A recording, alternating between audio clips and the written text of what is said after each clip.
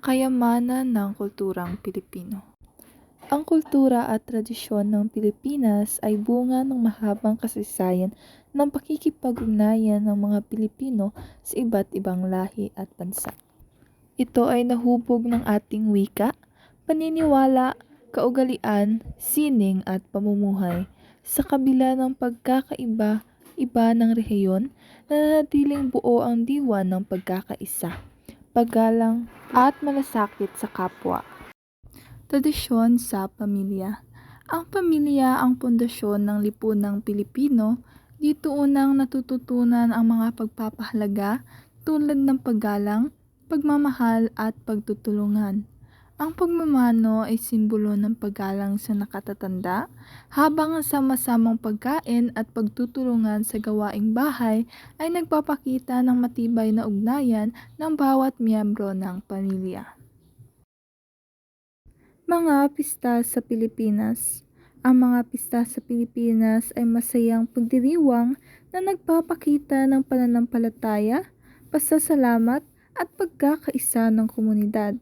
Ang sinulog, ati-atihan at pahiyas ay ilan lamang sa mga pistang dinarayo ng mga lokal at dayuhan dahil sa makukulay na kasuotan, masiglang sayaw at makasining na dekorasyon. Tradisyonal na pananamit.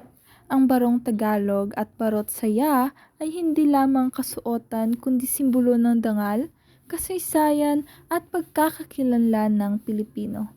Ipinapakita ng mga disenyong ito ang pagiging malikhain at mapagpakumbaba ng ating mga ninuno at patuloy pa ring isinusuot sa mahahalagang okasyon. Tradisyonal na pagkain. Ang pagkaing Pilipino ay refleksyon ng ating kultura at kasaysayan.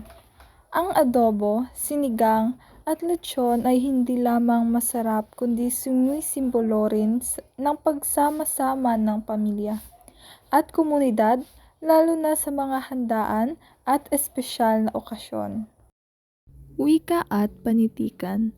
Ang wikang Filipino ay puso ng ating kultura sa pamamagitan ng wika na ipapahayag ang damdamin, kaisipan at karanasan ng mga Pilipino.